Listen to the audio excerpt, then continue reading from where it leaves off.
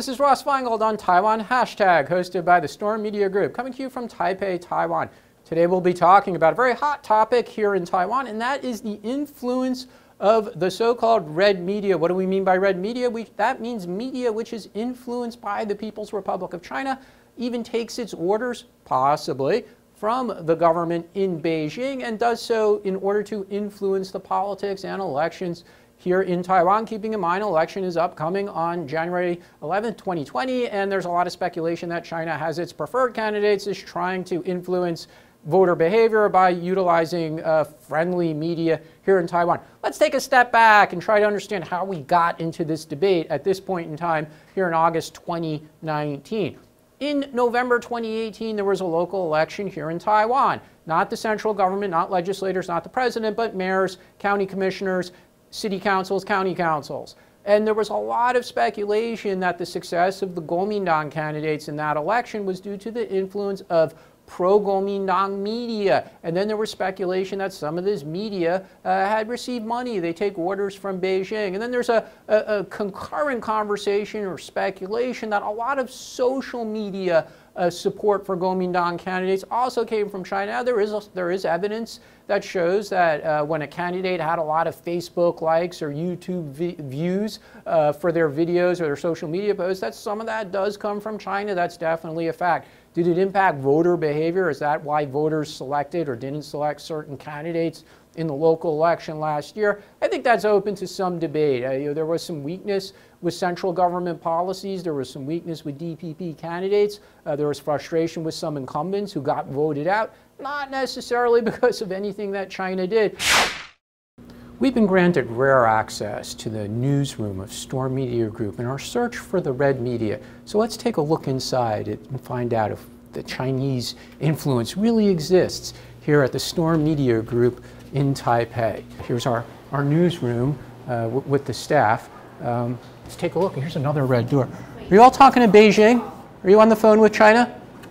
They might be on the phone with China. We shouldn't interrupt them. Oh, he's got President Tsai on his TV screen. Are you connected to China? Anything from China here? He's got some crackers from China. This looks a little bit suspicious. Maybe the police should arrest him for working with China.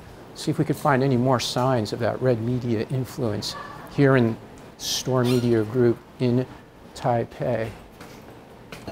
Oh, this definitely looks a little suspicious. It's Chairman Mao.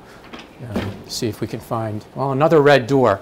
Maybe behind this red door is where we could find the Chinese influence over Taiwan's media.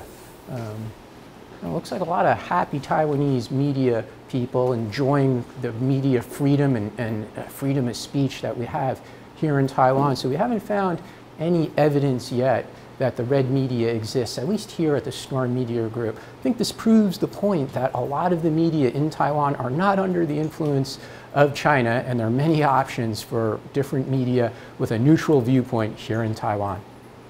But there's facts to argue these things from various angles, and of course it's ultimately a partisan debate, so partisan people will have their views. But is this all any different than what happens in other democracies? Well, let's take the United States, where I come from, for example. Obviously, we have some television stations, print media, online media that favor or dislike certain politicians or political parties. There's some media that likes Donald Trump. There's some media that dislikes Donald Trump. There's some media that supports the Democratic Party. There's some media that dislikes the Democratic Party, and it's very obvious, and if you don't like it, change the channel.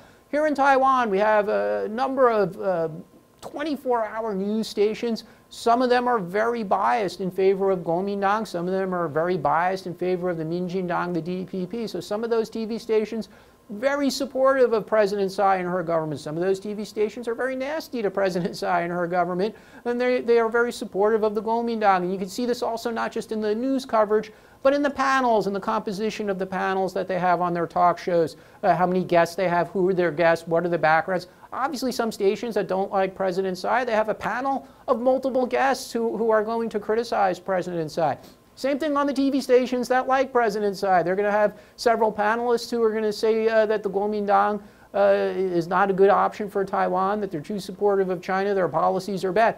This is normal in a democracy. So viewers, the audience here certainly has the option to change the channel. But amid all this back and forth about whether or not media is been purchased by China, we do see some international media coverage of this issue as well. Most controversially in the last few weeks, Financial Times had a story about this, and then more recently Reuters had a story about this. And they often mention one Taiwan media outlet in particular, the Want China Times group, is often accused of being too friendly to China, or even that it takes its orders from China. And now Want China Times says, well, we're going to sue people who accuse us of this. The Reuters article recently even got to the attention of President Tsai. She cited it in public remarks as evidence that the media here in Taiwan is under the influence of China. It's probably a little more nuanced than that, because all the sources who were quoted in the article were anonymous. There weren't documents that were shown in the news article, although the journalist who wrote the article said we have viewed documents.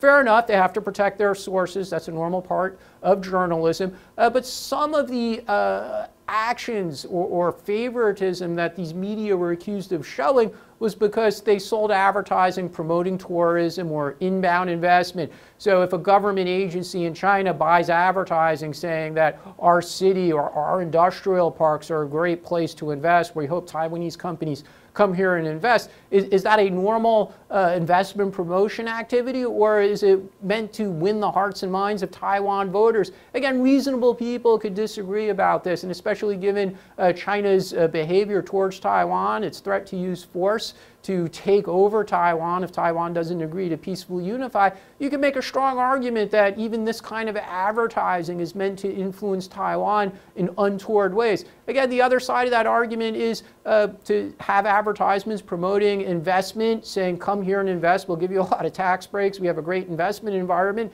Normal in the course of business, even for communists in China, it's normal in the course of business. So we see that aspect of the debate unresolved as well. The social media, the fake news aspect, also unresolved. We see more prosecutions here in Taiwan for fake news, but typically that's a prosecution of one individual here in Taiwan who very sloppily, without doing any research, they just repeat rumors that they've heard. The fines for this have been increased, but they're still relatively minor. But what we have not seen yet are any prosecutions for media, major media outlets, for taking money from China or taking money in ways that might be illegal or violate any applicable laws between governing commercial relations between Taiwan and China, governing any kind of political advertising.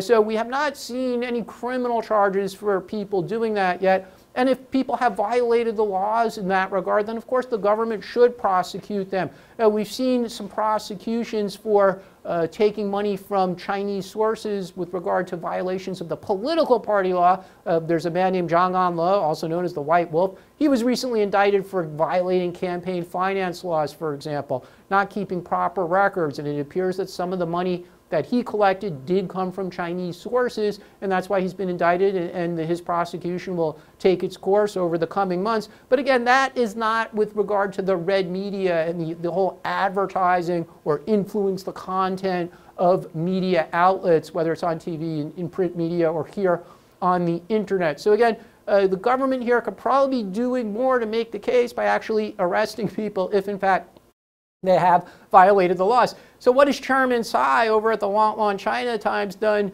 in response to all of these accusations? Well, very interesting. Just like I'm doing here on YouTube, he recently started his own video segments speaking in Mandarin as well as in the Taiwanese dialect, trying to come across as a nicer guy and defend some of the positions of his business empire. It's understandable as the chairman of a major business group which has operations not just in the media space, but most famously in the instant noodle space, as well as other areas, that he would want to defend his reputation or defend the reputation of his business group. And we'll have to see how the public reacts to that. For those who think that his media outlets are too biased, or even believe the accusations that his media takes money from China, takes its orders from China, changes its content, probably going to be very difficult for Chairman Tsai to say anything in a Facebook or a YouTube video that will change that perception. But for those who understand Mandarin or Taiwanese, read Chinese characters because it is subtitled, you might want to check it out, and then you can make your own judgments about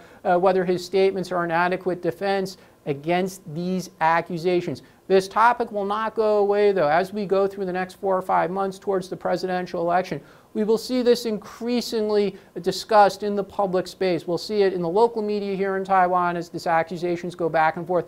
We'll see a lot of it in the international media. So we talked about Financial Times and Reuters have covered this. We're going to see a lot more English language media coverage of this issue. Is Taiwan's media biased? Are media outlets here in Taiwan on the take? Have they been purchased by China? And of course, the media groups will try to refute that accusation. I'm Ross Feingold. You've been watching Taiwan Hashtag on the Storm Media Group.